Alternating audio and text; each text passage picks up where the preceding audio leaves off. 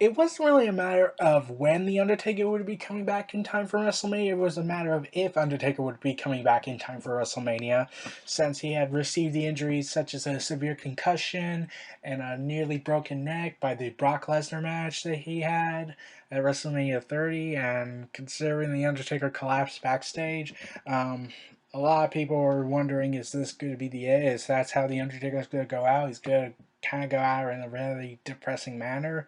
Like, I didn't really complain. Like, if it ends, then it's over. And then we start getting cryptic promos from Bray Wyatt, and everyone's building up to wondering who is it, who's this guy they're after. He's after. It was actually could arrange to a lot of people, but when you saw the coffins and whatnot, and then you saw him doing more, saying "find me" and whatnot, I could only think, yeah, it's the Undertaker. And turns out I was right. At Fastlane, Bray Wyatt delivered yet another masterful promo where he called out that he would claim the soul of The Undertaker. And I was really excited for this match. It was possibly my second biggest match to see at WrestleMania 31, the other one being Roman Reigns versus Brock Lesnar. Um, I had anticipated this match, and the Undertaker didn't show up during the build for WrestleMania. They just stuck to Bray Wyatt cutting promos and did one promo for the Undertaker, but really was just using sound bites and audio logs for it. So really, yeah, it wasn't really special for anything. But Bray Wyatt did show his masterful skills at promos and whatnot. His best one being the night before WrestleMania, the Raw before WrestleMania, where it sounded like The Undertaker would show up, but really he didn't. And he managed to capture the audience once again in his best promo today, in my opinion. It's still his best promo. So at WrestleMania, March 29th, The Undertaker defeated Bray Wyatt in a very disappointing matchup. Now, it was fine, it was okay. Like, I heard a report coming out that there were like a series of reports going on regarding what the match would be like. Like, one said, Bray Wyatt is gonna lose by disqualification, therefore protecting him and the Undertaker, so Bray Wyatt can still get this big push and not feel weak. But they didn't do that. They went with a clean victory because reasons, and also because the company hates every single young NXT guy. So the main roster, at least, Kevin Dunn. I won't let this go. But Undertaker and Bray Wyatt at WrestleMania, it wasn't the best match, and what certainly wasn't Wyatt's best match or Undertaker's best match. It was okay, though I think that had to do with the fact Bray Wyatt sprained his knee before the show kicked on the air. Like, had that not have happened, I'm pretty sure the match would have been better. It probably would have been legendary. And I kept saying Wyatt should have gotten that victory. In fact, I considered Bray Wyatt the true guy who should have ended the streak since, well, if you look at Bray Wyatt and The Undertaker, they're so similar yet so different. Undertaker is a gothic character. Bray Wyatt is a cult leader. Yet Bray Wyatt has this aura that reminds me so much of The Undertaker, and I thought, oh, he's the successor. He's the successor to the next star character in WWE. And they didn't do that. And, well, we don't know what would have happened had Wyatt not sprained his knee, and, well, the match probably could have been better than what we were given. So, heading into Battleground, word was speculating that The Undertaker was coming back. A lot of the reports were saying it's Brock Lesnar. And I was skeptical. Like, I wouldn't think, okay, The Undertaker has done so much for this company. He has given his blood, sweat, and tears. He has given over nearly 25 years worth of nonstop action to entertain the fans. They wouldn't do something that stupid to put him back with Brock Lesnar. No, that couldn't happen, especially after the disaster of WrestleMania last year. So I had speculated that Bray Wyatt was now calling himself the new face of fear, even though he lost. And I thought, oh, is that him trying to call out The Undertaker again? Trying to say, I'm the new face of fear now, and even if you defeated me, like, it didn't make sense, but I was expecting, in fact, I was hoping for that. But at Battleground in July, Undertaker made his epic return. Sadly, not against Bray Wyatt. It was against the guy I was really hoping it wouldn't be with, Brock Lesnar. And during the match with Seth Rollins for the WWE World Title, which caused a disqualification win for Lesnar. So Undertaker returned to Raw the next night after Battleground, and for a moment when I was watching The Undertaker in his entrance and everyone was chanting his name, I could have sworn I saw a tear come out of his eye. I could have sworn there was a tear coming out of his eye. Like, like I don't know if that was just the camera or the lighting, but it just felt like Undertaker was crying silently. Like he didn't want to, like he was trying his best not to break down in tears, knowing that even though I'm gone, even after all this, you still chant my name, and that's like soldier right there.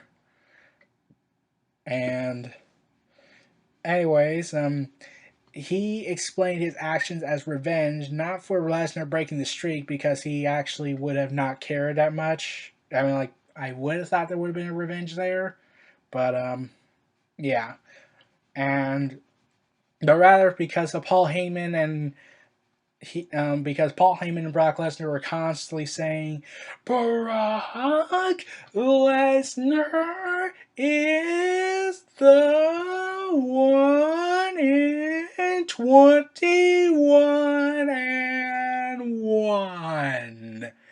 And that really aggravated The Undertaker. Like, some people were questioning the logic. Like, some were like, wait, it took you 18 months to realize that? Like, wouldn't you have done that the 24 hours when Paul Heyman was mocking you? Um, okay, like, we get it, you were injured that night, but really, um, logic, man. Logic. Please don't be illogical like the rest of the incompetent management.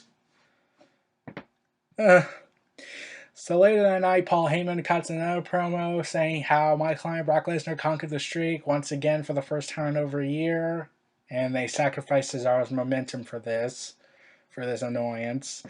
And Undertaker came out, was ready to pummel Paul Heyman into oblivion. Then Brock Lesnar stormed into the ring, and they brawled, and the entire roster had to break them up, and it was awesome.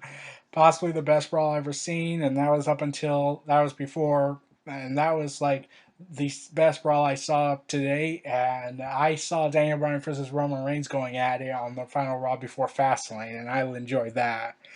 Um, so this match was set. It was set for SummerSlam. It was going to be Brock Lesnar versus The Undertaker in the quote match that was too big for WrestleMania, and that really gave it a big important feel. But I wasn't really worried. I wasn't caring if the match was going to be bad or good. I didn't care about that. I just kept saying, please do not let The Undertaker get hurt out there. He's given so much to this company, and they're going to put him in the lion's pit because cheap money, cheap cash offering there, because everyone wants to see this match.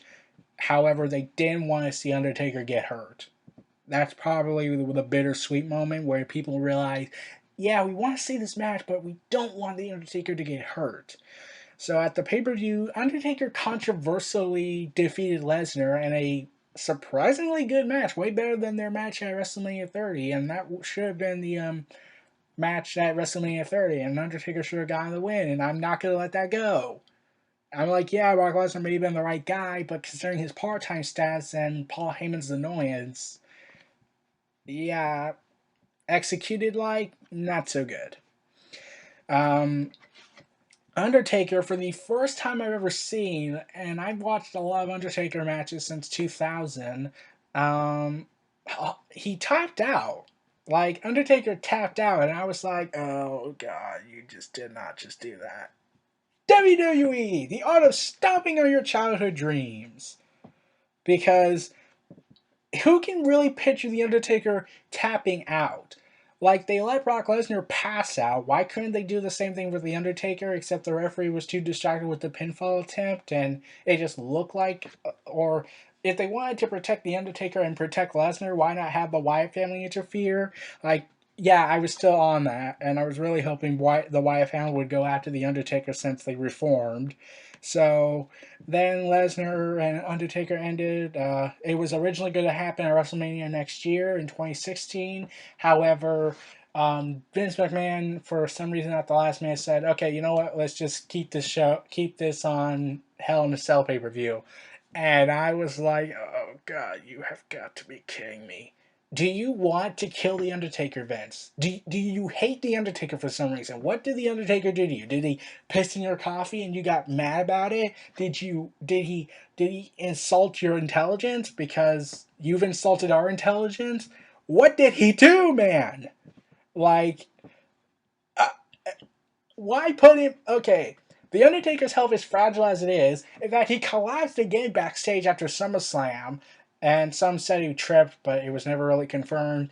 But like, Undertaker passed out at SummerSlam again, and even Paul Heyman recognized this on TV. And you're going to put him with Brock Lesnar, the stiffest wrestler in history, in a Hell in a Cell match? You want cheap revenue, don't you? So LSL comes. I didn't care if the match was good. The build-up was lackluster. I didn't care if the match was good. I just once again said, please let the Undertaker be all right. Like, that's all I want. And Undertaker and Brock Lesnar once again delivered one hell of a match. And I'm wondering, where was this at WrestleMania 30? Like, I get it. He got concussion like way early into the match, and that probably was the reason why. But yeah. Like, if WWE had the way to predict the future and knew what would have happened, I'm pretty sure they would have went with what happened at SummerSlam. So Undertaker was defeated by Lesnar in a Hell in a Cell match after Lesnar hit him with a low blow and delivered a third F5 in the match. So it looked like, well, this is the end for the Undertaker. Like, he just passed the torch kind of to Brock Lesnar officially, and well, is that it? He's really gonna go out with a big standing ovation? Like, okay, like, and then the Wyatt family attacked, and I was like, yes, I called it, yes, I wanted this feud to happen again. Now Bray Wyatt's gonna get the rub he should have gotten at WrestleMania 31. And I really loved the way the Wyatt family carried him out. Like, Luke Harper and Eric Rowan have him by his arms, Braun Strowman has him by his legs. It almost looked like they crucified The Undertaker. Really think about that. This is The Undertaker we're talking about, and he crucified people left and right back in 1999 as part of the ministry angle, and now the Wyatt family just crucified him? Okay, that's it. Show's canceled. Like, this is obviously going to be Wyatt's best feud ever. And also, it also should have stopped there pretty much had I had known what would have happened later. Um, so the Wyatt family now go to war with the Brothers of Destruction since they now kidnapped Kane in a non-crucified way. So I think they realized what they did, and then they wanted to be politically correct about it. So they had Braun Strowman carry him by over his shoulders, and not in the crucifixional way that was symbolic for Hell in a Cell. So Bray Wyatt proclaims that he has harvested the souls of The Undertaker and Kane, and I was like, okay, if they do it in the way I think they're going to do it, then I would be alright with this angle, despite how superficial this is. And I also had made a video of WWE 2K16 with The Undertaker, the Brothers of Destruction, and Sting, had he not gotten injured against the Wyatt family, and that doesn't include Braun Strowman. Like, that was my predicted match. Like, had Sting not gotten hurt at Night of Champions, that would have been my prediction. But then I thought, okay, maybe Finn Balor's going to be the third guy, and maybe they're going to get another guy to take on the Wyatt family, or Braun Strowman's going to be put out of action by Undertaker and Kane, and then they could do a 3-on-3 match for Survivor Series.